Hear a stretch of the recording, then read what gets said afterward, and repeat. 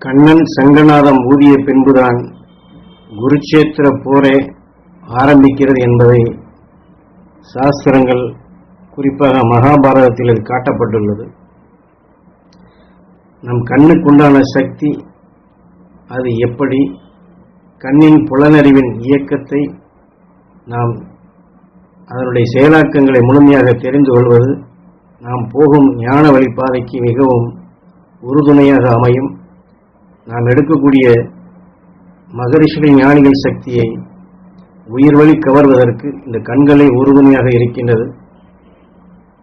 ஏனென்றால் கண்கள் உயிருக்கு உறுதுணையாக இருந்து பார்க்கும் அந்த உணர்வின் தன்மை இங்கே பட்டு எதிர்நிலை உணர்வு உருவாக்கி, அதாவது உயிரிலே மோதும் பொழுது தனக்குள் சுவாசிக்க செய்யும் இந்த திறன் கண்ணிற்கு உண்டு. ஏனென்றால் நாம் பெரும்பகுதி கண்கள் வழியாக உற்று பார்த்து நுகரக்கூடிய உணர்வுகள் தான் நம் ஆன்மா வழி சுவாசிக்கப்பட்டு அதுவே உயிரில் இயக்க சக்தியாக மாறி அதன் வழிதான் இந்த வாழ்க்கை பெரும்பகுதி நாம் நடத்தி செல்கின்றோம்.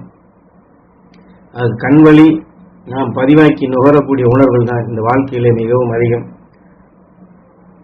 அவ்வாறு கண்கள் வழி நாம் வரக்கூடிய இந்த நிலைகளைத்தான் கண்ணன் சாரதியாக வழிநடத்தி செல்கிறான் என்று இப்படி சுட்டிக்காட்டி, நாம் இந்த கண்களை மற்ற நிலைகளுக்கு எவ்வாறு பயன்படுத்துகின்றோமோ அதை போன்று விண்ணிலிருந்து வரக்கூடிய ஞானிகள் மகரிஷிகளுடைய சக்திகளை, துருவ நட்சத்திரத்தில் வரக்கூடிய சக்திகளை, சப்தரிஷி மண்டலத்தில் வரக்கூடிய சக்திகளை நாம் நுகர்வதற்கு இந்த கண்களை நாம் பயன்படுத்திக் கொள்ள வேண்டும்.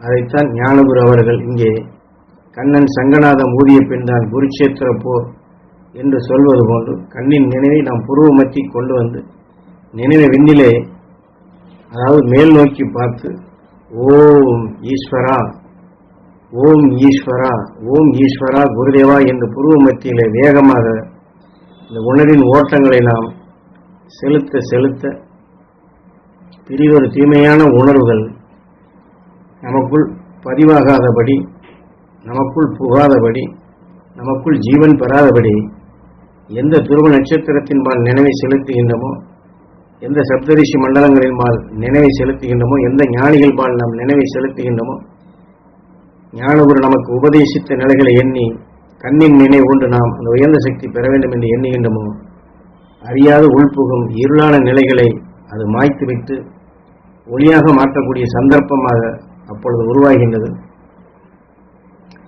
அது நட்சத்திரங்கள், கோள்கள் வெளிப்படுத்தக்கூடிய சக்திகளை சூரியன் கவர்ந்து தன்னுடைய பாதரசத்தால் மோதி ஒளியாக மாற்றி இந்த உலகையே சிருஷ்டிக்கக்கூடிய நிலைகளாக வெப்பகாந்த அணுக்களாக இந்த பிரபஞ்சம் முழுவதும் படைக்கும் சக்தியாக அனுப்புகின்றது.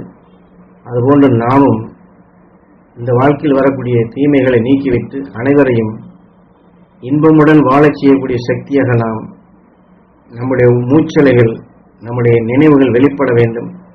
ஆக ஒவ்வொருவரும் நீ நலம் பெறுவாய், வளம் பெறுவாய், மகிழ்ந்து வாழும் சக்தி பெறுவாய் என்று இந்த வாக்காக நாம் கொடுக்கக்கூடிய நிலைக்கு நாம் பக்குவப்படுத்த வேண்டும்.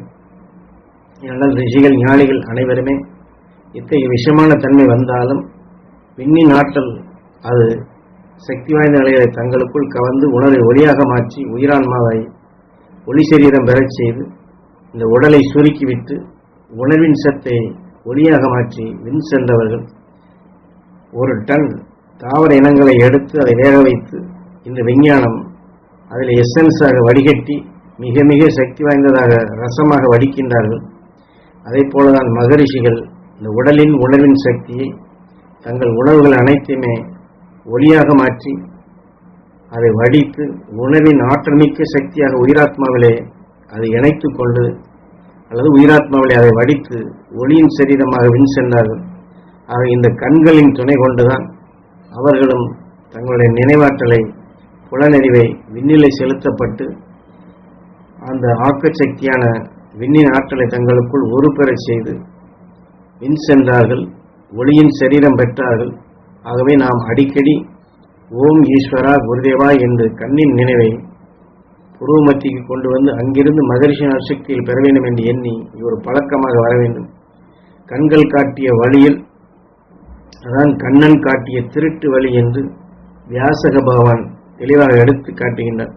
ஆகவே நாம் நம்முடைய நினைவுகள் அடிக்கடி புருவ மத்திக்கும் துருவ நட்சத்திரத்திற்கும் சப்தரிஷி மண்டலத்திற்கும் இந்த கண்ணின் நினைவு கொண்டு நாம் ஒரு பழக்கமாக வைத்துக் கொண்டால் அந்த கண்கள் காட்டிய வழியில் நாம் மகர்ஷிகளுடன் தொடர்பு கொள்ள முடியும். நம்முடைய நினைவாற்றல் மகர்ஷியுடைய எல்லைக்கும் செல்ல முடியும். கண்ணன் பிரம்மத்தைச் சேர்ந்தவன் என்றும் சொல்வார்கள். ஆக உருவாக்கும் திறன் பெற்றது.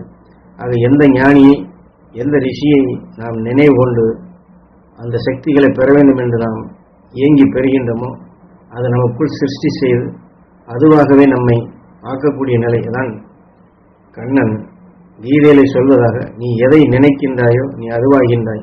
ஆக நாம் அழியா ஒளி சரீரம் பெற வேண்டும், அருள் மகரிஷிகளின் நல்சக்தி பெற வேண்டும் என்று இந்த கண்களின் நினைவாற்றலை உயிருடன் நாம் ஒன்றை செய்தால் சிருஷ்டிக்கும் சக்தியாக கண்ணன் காட்டிய திருட்டு வழியாக அது அமைந்து நாம் வின் செல்லக்கூடிய நிலை ஏதுவாகின்றது. ஆகவே இந்த கண்களை நாம் அதற்கு சீரிய நிலையாக நாம் பயன்படுத்திக் கொள்ள வேண்டும் என்று ஞானகுரு இந்த உபதேசத்தில் நமக்கு உண்மைகளை உணர்த்தி காட்டுகின்றார்கள்.